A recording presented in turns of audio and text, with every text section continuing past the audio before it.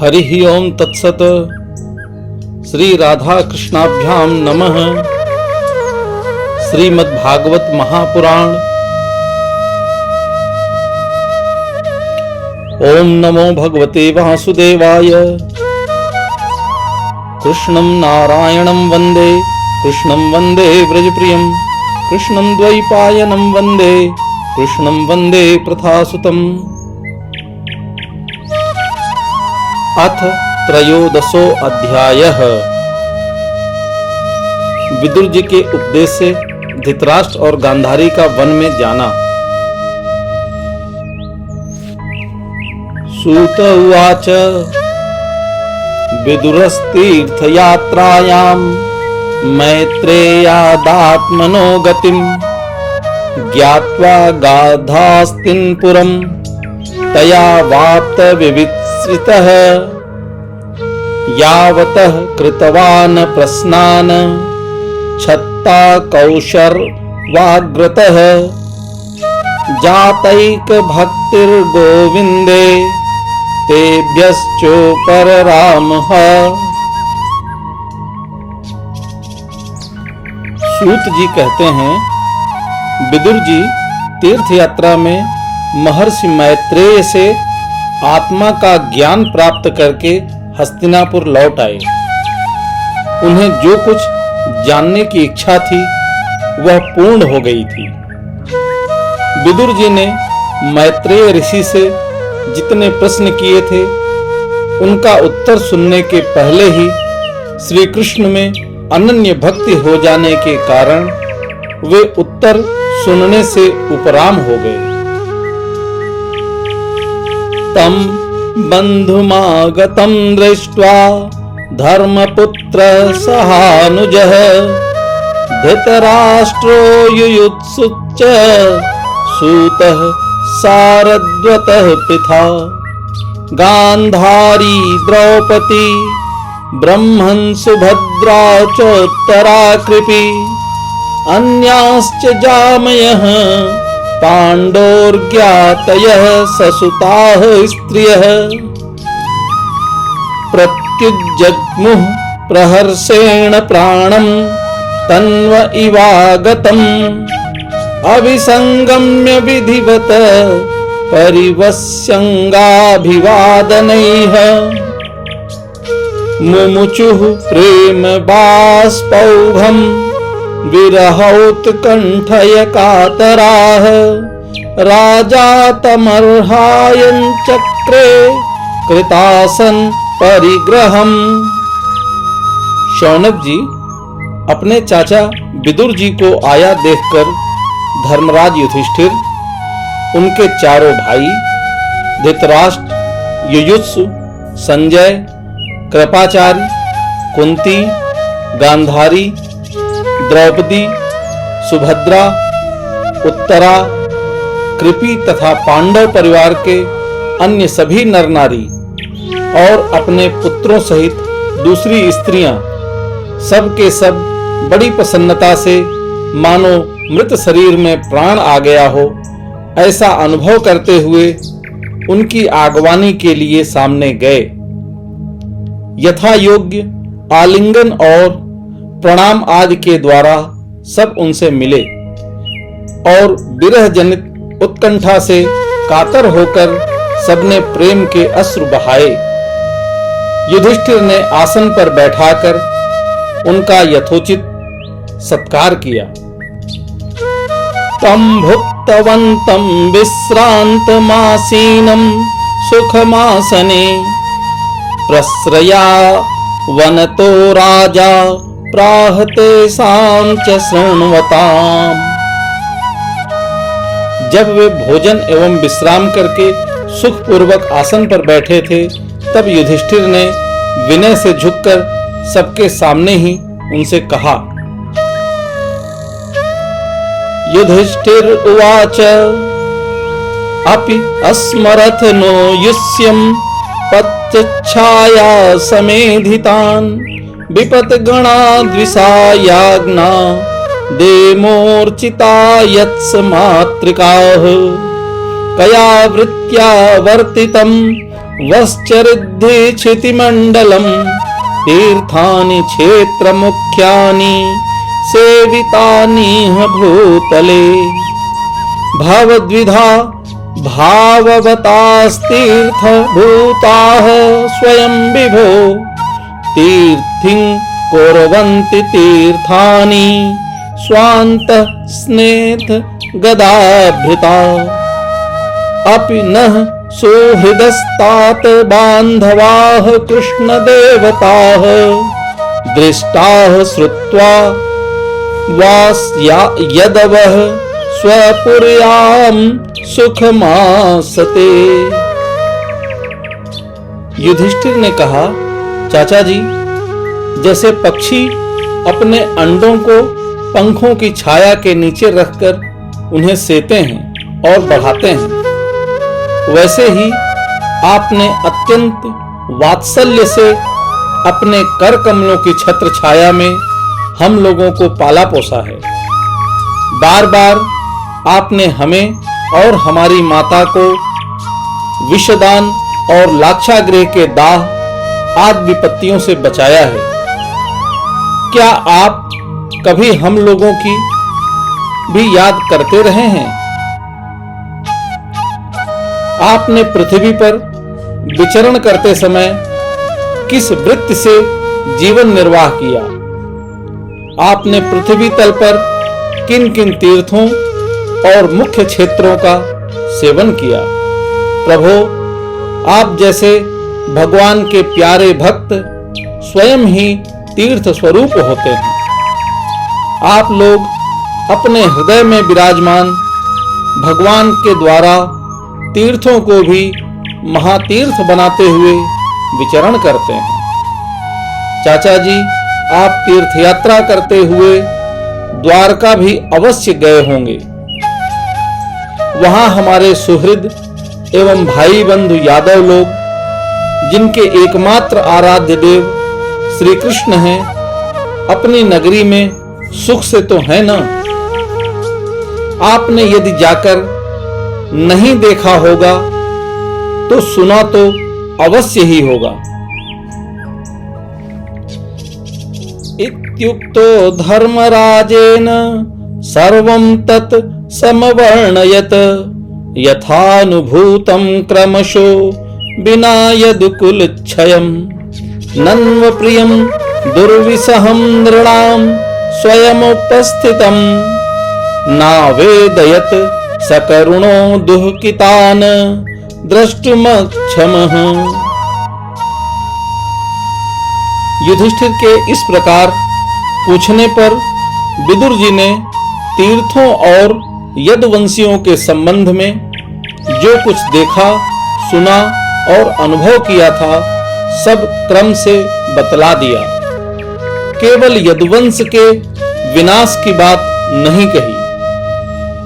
करुण हृदय विदुर जी पांडवों को दुखी नहीं देख सकते थे, इसलिए उन्होंने यह अप्रिय एवं असह्य घटना पांडवों को नहीं सुनाई, क्योंकि वह तो स्वयं ही प्रकट होने वाली थी। कंचित कालामथावात्सीत्स सत्कृतो देववत्स सुखम भातुर्ज्येष्ठस्य श्रेयस्कृत्य सर्वेषां प्रीतिम वाहन अबिभ्रम दर्यमादण्डं यथा वदघ कारिषु यावद्दाधारं शूद्रस्त्वं सापार्द्वर्ष शतं यमः। युधिष्ठिरो लब्धराज्यो दृष्ट्वा पौत्रं कुलन्धरं भातृभिर्लोककापाला भैर्मुमुदे परया श्रिया एवं गृहेषु सक्तानां प्रमत्ततानां तदीहया अत्यक्रामद विज्ञातः कालः परम दुस्तरः। पांडव विदुर जी का देवता के समान सेवा सत्कार करते थे। वे कुछ दिनों तक अपने बड़े भाई धृतराष्ट्र की कल्याण कामना से सब लोगों को प्रसन्न करते हुए सुखपूर्वक हस्तिनापुर में ही रहे। विदुर जी तो साक्षात धर्मराज थे। मांडव्य ऋषि के शाप से ये 100 वर्ष के लिए शूद्र बन गए थे। इतने दिनों तक यमराज के पद पर आर्यमा थे और वही पापियों को उचित दंड देते थे। राज्य प्राप्त हो जाने पर अपने लोकपालों सरीखे भाइयों के साथ राजा युधिष्ठिर वंशधर परीक्षित को देखकर अपनी अतुल संपत्ति से आनंदित रहने लगे। इस प्रकार पांडव गृहस्थ के काम धंधों में रम गए और उन्हीं के पीछे एक प्रकार से यह बात भूल गए कि अनजान में ही हमारा जीवन मृत्यु की ओर जा रहा है। अब देखते देखते उनके सामने वह समय आ पहुंचा जिसे कोई टाल नहीं सकता। विदुरस्तदभिप्रेत्य धृतराष्ट्रं भासत राजर्निगम्यतां शीघ्रं पश्येदं भयमागतम् प्रतिक्रिया न यस्येह कुतश्चित् कर्हिचित् प्रभो स एव भगवान् कालः सर्वेषां नः समागतः येन चैवाभिपन्नो अयं प्राणैः प्रियतमैरपि जनः सद्यो वियुज्येत किमुतार्धैन्यनादिभिः। परंतु विदुर जी ने काल की गति जानकर अपने बड़े भाई धृतराष्ट्र से कहा, महाराज देखिए, अब बड़ा भयंकर समय आ गया है। झटपट यहां से निकल चलिए। हम सब लोगों के सिर पर वह सर्वसमर्थ काल मंडराने लगा है, जिसके टालने का कहीं भी कोई उपाय नहीं है। काल के वशीभूत होकर जीव का अपने प्रियतम प्राणों से भी बात की बात में वियोग हो जाता है। फिर जन धन आदि दूसरी वस्तुओं की तो बात ही क्या है। पितृभातृ सुहृत पुत्रा हस्ताते विगतम वयः आत्मा च जरया ग्रस्तः परगेहमुपाससे अहो महीयसी जन्तोर्जीवितासायया भवान् भीमापवर्जितं पिण्डमादत्ते गृहपालवत् अग्निर्निसृष्टो दत्तश्च गरो दाराश्च दूषिताः हृतं क्षेत्रं धनं येषां तद्दत्तरसुभिक्रियत। आपके चाचा, ताऊ, भाई, सगे संबंधी और पुत्र सभी मारे गए। आपकी उम्र भी ढल चुकी, शरीर बुढ़ापे का शिकार हो गया। आप पराये घर में पड़े हुए हैं। ओह, इस जीवित प्राणी को जीवित रहने की कितनी प्रबल इच्छा होती है। इसी के कारण तो आप भीम का दिया हुआ टुकड़ा खाकर कुत्ते का सा जीवन बिता रहे हैं। जिनको आपने आग में जलाने की चेष्टा की, विष देकर मार डालना चाहा, भरी सभा में जिनकी विवाहिता पत्नी को अपमानित किया, जिनकी भूमि और धन छीन लिए, उन्हीं के अन्न से पले हुए प्राणों को रखने में क्या गौरव है। तस्यापि तव देहो अयं कृपणस्य जिजीविषोः परैत्य निच्छतो जीर्णो जरया वाससी इव। आपके अज्ञान की हद हो गई कि आप अब भी जीना चाहते हैं, परंतु आपके चाहने से क्या होगा। पुराने वस्त्र की तरह बुढ़ापे से गला हुआ आपका शरीर आपके न चाहने पर भी क्षीण हुआ जा रहा है।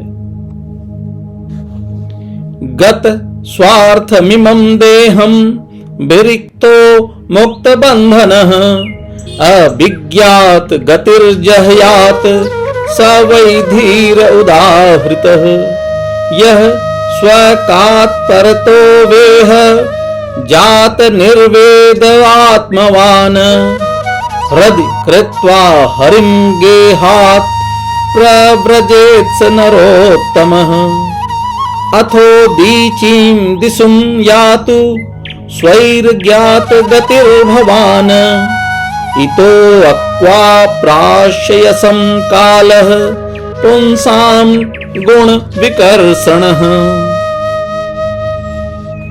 अब इस शरीर से आपका कोई स्वार्थ सधने वाला नहीं है। इसमें फंसिए मत, इसकी ममता का बंधन काट डालिए। जो संसार के संबंधियों से अलग रहकर उनके अनजान में अपना शरीर का त्याग करता है, वही धीर कहा गया है।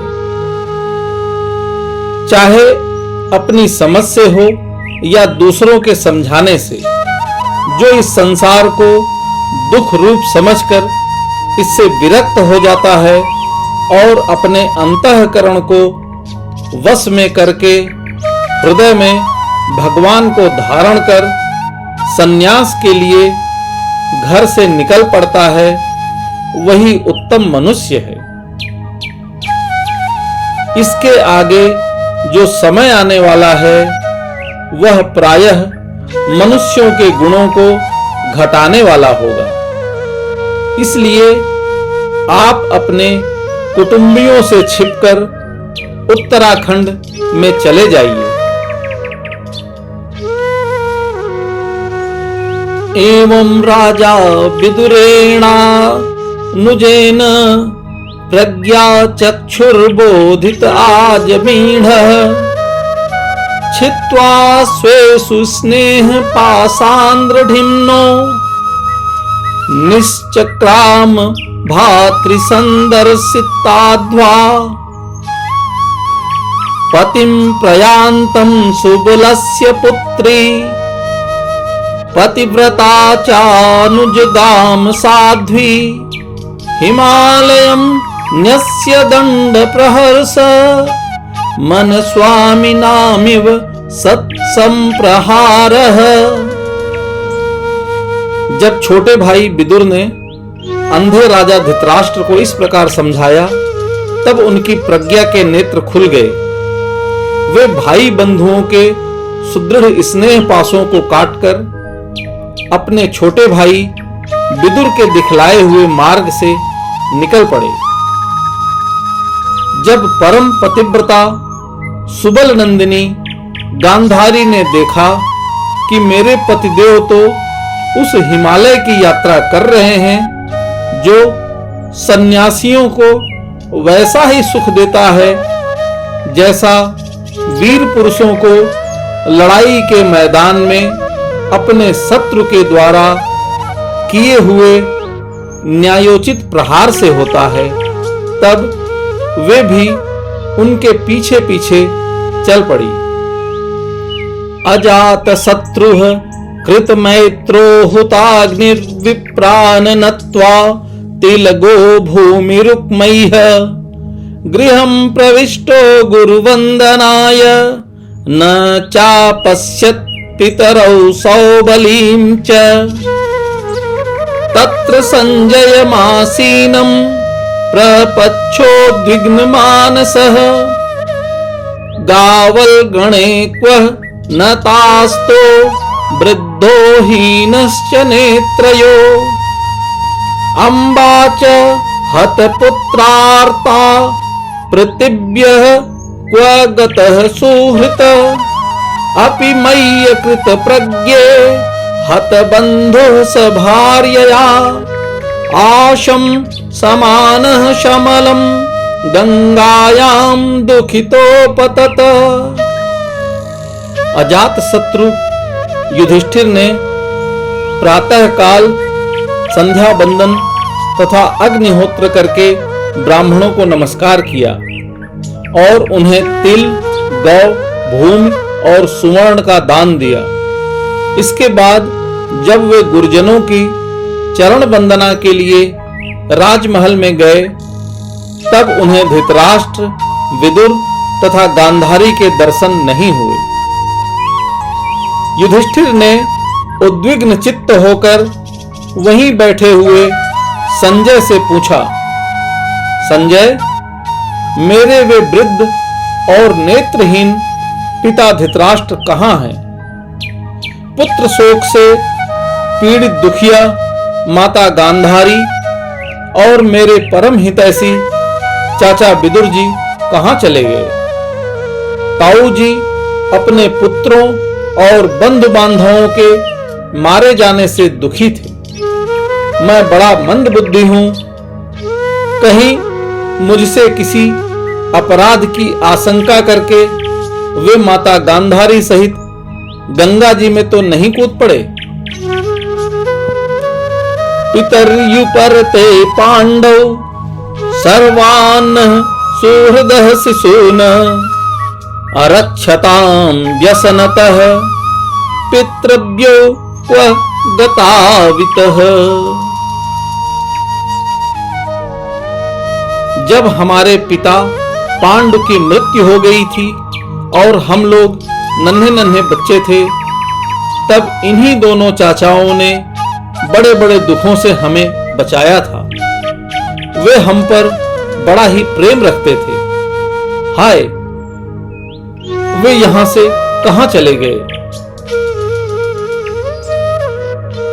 सूत उवाच कृपया स्नेह वैक्लव्यात् सूतो विरह कर्षितः आत्मेश्वरं चक्षाणो न प्रत्याहाति पीडितः विमृज्याश्रूणि पाणिभ्यां विष्टभ्यात्मन मात्मना अजात शत्रुं प्रत्युचे प्रभोः पादावनुस्मरन्।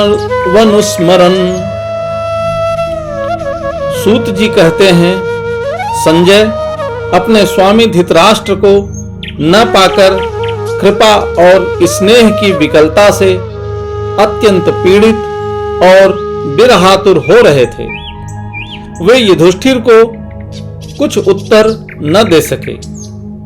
फिर धीरे धीरे बुद्धि के द्वारा उन्होंने अपने चित्त को स्थिर किया, हाथों से आंखों के आंसू पोंछे और अपने स्वामी धृतराष्ट्र के चरणों का स्मरण करते हुए युधिष्ठिर से कहा, संजय उवाच नाहं वेद व्यवसितं पित्रोर्वकुलनंदन गांधार्या वा महाबाहो मुसितोऽस्मि महात्मभिः अथा जगाम भगवान नारदः सहतुं बरुः प्रत्युत्थायाभिवाद्यः सानुजोऽभ्यर्चयन्निव। संजय बोले, कुरुनंदन, मुझे आपके दोनों चाचा और गांधारी के संकल्प का कुछ भी पता नहीं है। महाबाहो, मुझे तो उन महात्माओं ने ठग लिया। संजय इस प्रकार कह ही रहे थे कि तुम्बरु के साथ देवर्षि नारद वहां आ पहुंचे। महाराज युधिष्ठिर ने भाइयों सहित उठकर उन्हें प्रणाम किया। उनका सम्मान करते हुए बोले, युधिष्ठिर उवाच नाहं वेद गतिं पित्रोर्भगवन् क्व गतावितः अम्बा वा हतपुत्रार्ता क्व गता च तपस्विनी कर्णधार इवा पारे भगवान पारदर्शकः अथावभासे भगवान नारदो मुनिसत्तमः मां कांचन शुचो राजन यदीश्वरवशं जगत लोकाः सपाला यस्ये मे वहन्ति बलिमीशुतुः स संयुनक्ति भूतानि स एव वियुनक्ति च। युधिष्ठिर ने कहा, भगवान, मुझे अपने दोनों चाचाओं का पता नहीं लग रहा है। न जाने वे दोनों और पुत्र शोक से व्याकुल तपस्विनी माता गांधारी यहां से कहां चले गए। भगवान, अपार समुद्र में कर्णधार के समान आप ही हमारे पारदर्शक हैं। तब भगवान के परम भक्त भगवान में देवर्षि नारद ने कहा, धर्मराज, तुम किसी के लिए शोक मत करो, क्योंकि यह सारा जगत ईश्वर के वश में है। सारे लोक और लोकपाल विवश होकर ईश्वर की ही आज्ञा का पालन कर रहे हैं। वही एक प्राणी को दूसरे से मिलाता है और वही उन्हें अलग करता है। यथा गावो नसी प्रोतास्तनात्यां बद्धा स्वदामभिः वात्यन्तां नामर्भिर्बद्धा वहन्ति बलिमीशुतुः यथा क्रीडोपस्काराणां संयोग विगमाविह इच्छया क्रीडितुः स्याता तथैवैषेच्छया नृणाम् यन्मन्यसे ध्रुवं लोकं ध्रुवं वा न चौभयं सर्वथा नहि सोच्यास्ते स्नेहादनत्यर्मोहजात तस्माज्जघ्यः वैक्लव्यज्ञान कृतमात्मनः कथं त्वनाथाः कृपणा वर्तेरंस्ते च मां विना काल कर्म गुणाधीनो देहो अयं पांच भौतिकः कथमन्यास्तु गोपायेत्स सर्पग्रस्तो यथा परम। जैसे बैल बड़ी रस्सी में बंधे और छोटी रस्सी से नथे रहकर अपने स्वामी का भार ढोते हैं, उसी प्रकार मनुष्य भी वर्ण आश्रम आदि अनेक प्रकार के नामों से वेद रूप रस्सी में बंधकर ईश्वर की ही आज्ञा का अनुसरण करते हैं। जैसे संसार में खिलाड़ी की इच्छा से ही खिलौनों का संयोग और वियोग होता है, वैसे ही भगवान की इच्छा से ही मनुष्यों का मिलना बिछुड़ना होता है। तुम लोगों को जीव रूप से नित्य मानो या देह रूप से अनित्य अथवा जड़ रूप से अनित्य और चेतन रूप से नित्य अथवा शुद्ध ब्रह्म रूप में नित्य अनित्य कुछ भी न मानो। किसी भी अवस्था में मोहजन्य आसक्ति के अतिरिक्त वे शोक करने योग्य नहीं हैं। इसलिए हे धर्मराज, वे दीन दुखी चाचा चाची असहाय अवस्था में मेरे बिना कैसे रहेंगे, इस अज्ञान जन्य मन की विकलता को छोड़ दो। यह पांच भौतिक शरीर काल कर्म और गुणों के वश में है। अजगर के मुंह में पड़े हुए पुरुष के समान यह पराधीन शरीर दूसरों की रक्षा ही क्या कर सकता है। अहस्तानि सहस्तानां पदानि चतुष्पदाम् फल्गूनि तत्र महतां जीवो जीवस्य जीवनम् तदिदं भगवान् राजन्नेक आत्मा आत्मनां स्वदृक् अंतरो अनंतरो भाति पश्यन्तं माययोरुधा सोऽमद्य महाराज भगवान् भूत भावनः कालरूपो अवतीर्णो अस्याम भावाय सुरद्विषाम् निष्पादितं देवकृत्यं वैशेषं प्रतीक्षते तावद् यूयं वेक्षध्वं भवेद यावदिहेश्वरः। हाथ वालों के बिना हाथ वाले, चार पैर वाले पशुओं के बिना पैर वाले तृण आदि, और उनमें भी बड़े जीवों के छोटे जीव आहार हैं। इस प्रकार एक जीव दूसरे जीव के जीवन का कारण हो रहा है। इन समस्त रूपों में जीवों के बाहर और भीतर वही एक स्वयं प्रकाश भगवान, जो संपूर्ण आत्माओं के आत्मा हैं, माया के द्वारा अनेकों प्रकार से प्रकट हो रहे हैं। तुम केवल उन्हीं को देखो।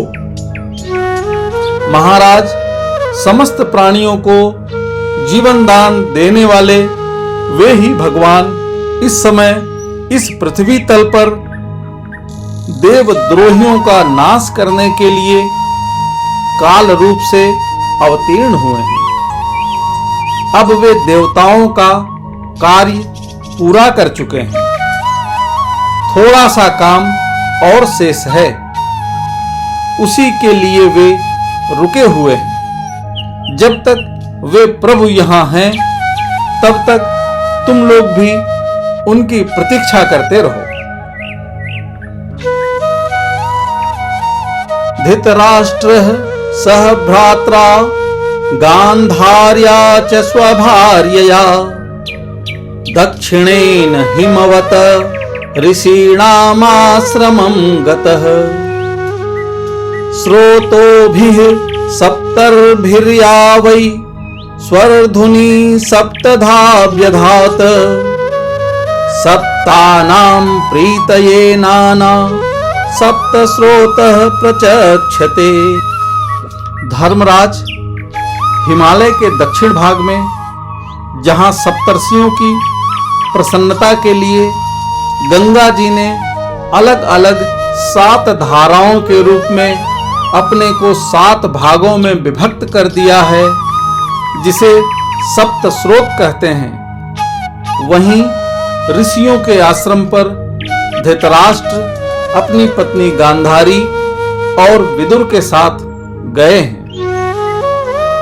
स्नात्वानुसवनं तस्मिन् हुत्वा चाग्नि यथा विधि अभ्यक्ष उपशांतात्मा स आस्ते विगतैषणः जितासनो जितश्वासः प्रत्याहृत खड इंद्रियः हरि भावनया ध्वस्तरजः सत्वतमोमलः विज्ञानात्मनि संयोज्य क्षेत्रेज्ञे प्रविलाप्यतम ब्रह्माण्डात्ममाधारे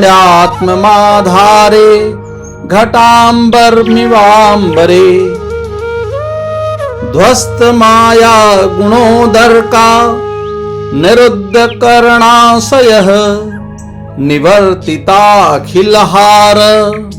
आस्ते स्थारुण रिवाचलः तस्यांतरायो मयिवाभूः सन्न्यस्ताखिल कर्मणः स वा अद्यतनाद राजन परतः पंचमे हनि कलेवरं हास्याति स्वं तच्च भस्मी भविष्यति दह्यमाने अग्निर्भिर्देहे पत्युः पत्नी सहोटजे बहिः स्थिता पतिं साध्वी तमग्नि मनुवेक्षति विदुरस्तु तदाश्चर्यं निशाम्य कुरु नन्दन हर्ष शोक युतस्तमाद गन्ता तीर्थ निवेशकः इत्युक्त्वा थारूहत स्वर्गं नारदः सह तुम्बरूह युधिष्ठिरो वचस्तस्य हृदि कृत्वा जहाच्छुस्वः। वहां वे त्रिकाल स्नान और विधि पूर्वक अग्निहोत्र करते हैं। अब उनके चित्त में किसी प्रकार की कामना नहीं है। वे केवल जल पीकर शांत चित्त से निवास करते हैं। आसन जीतकर प्राणों को वश में करके उन्होंने अपनी 6 इंद्रियों को विषयों से लौटा लिया है। भगवान की धारणा से उनके तमोगुण, रजोगुण और सत्वगुण के मल नष्ट हो चुके हैं। उन्होंने अहंकार को बुद्धि के साथ जोड़कर और उसे क्षेत्रज्ञ आत्मा में लीन करके उसे भी महाकाश में घटाकाश के समान सर्वाधिष्ठान ब्रह्म में एक कर दिया है। उन्होंने अपनी समस्त इंद्रियों और मन को रोककर समस्त विषयों को बाहर से ही लौटा दिया है और माया के गुणों से होने वाले परिणामों को सर्वथा मिटा दिया है। समस्त कर्मों का संन्यास करके वे इस समय ठूंठ की तरह स्थिर होकर बैठे हैं। अतः तुम उनके मार्ग में विघ्न रूप मत बनना। धर्मराज, आज से 5वें दिन वे अपने शरीर का परित्याग कर देंगे और वह जलकर भस्म हो जाएगा। गार्हपत्यादि अग्नियों के द्वारा पर्णकुटी के साथ अपने पति के मृतदेह को जलते देखकर बाहर खड़ी हुई साध्वी गांधारी भी पति का अनुगमन करती हुई उसी आग में प्रवेश कर जाएंगी।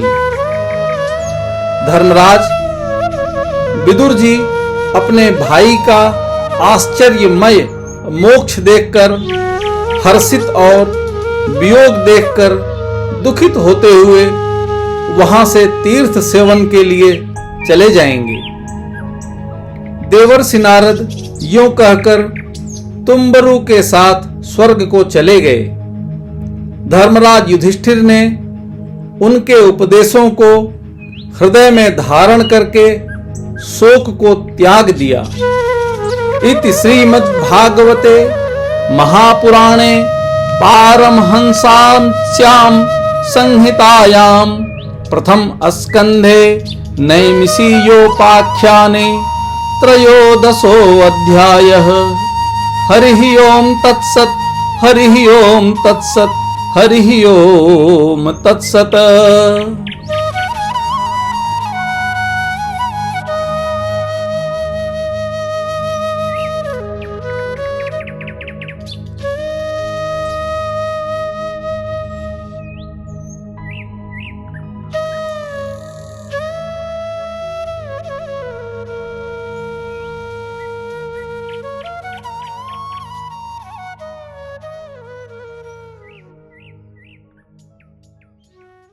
कृपया लाइक, शेयर और सब्सक्राइब करें।